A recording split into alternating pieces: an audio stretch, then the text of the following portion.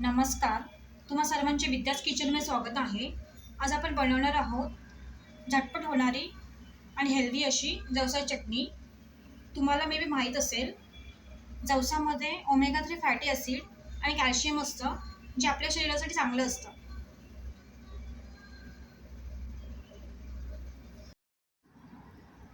जवसा चटणी बनवण्यासाठी मी 1 वाटी जवस घेतलेला आहे.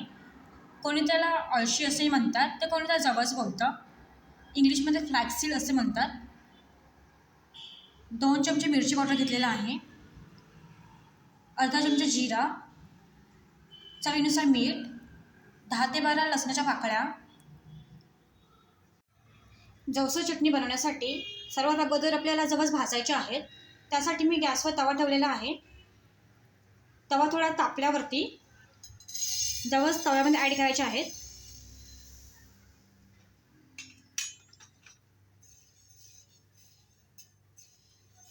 आणि 5 ते 6 मिनिट मीडियम फ्लेमवरती आपल्याला ते चांगले भाजून घ्यायचे आहेत. आणि भाजताना ते असं हलवत राहायचं आहे.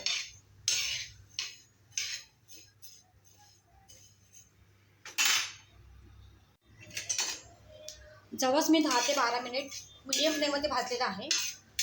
जवसमधून आवाज यायला लागला की समजायचं की जवस भाजला म्हणून. जवस भाजल्यानंतर एका ताटामध्ये काढून घ्यायचं.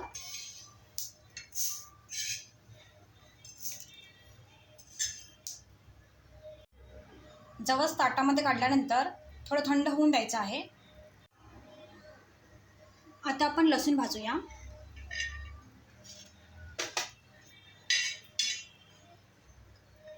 लसूण जर भाजला तर त्याच्यामध्ये जो मॉइश्चर असतो तो निघून जातो आणि चटणी ओली राहत नाही, त्यामुळे ती दीर्घकाळ टिकते.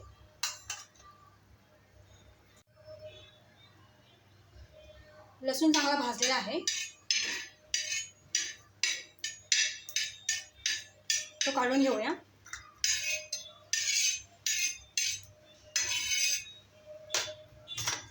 आणि जिरं पण थोडं भाजून घेऊया.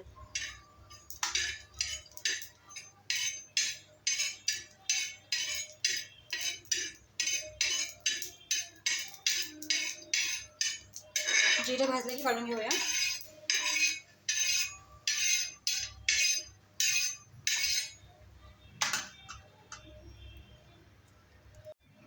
जवस थंड झाल्यानंतर मिक्सरच्या भांड्यामध्ये काढून घेतलेला आहे. आता त्याच्यामध्ये लसूण ॲड करूया.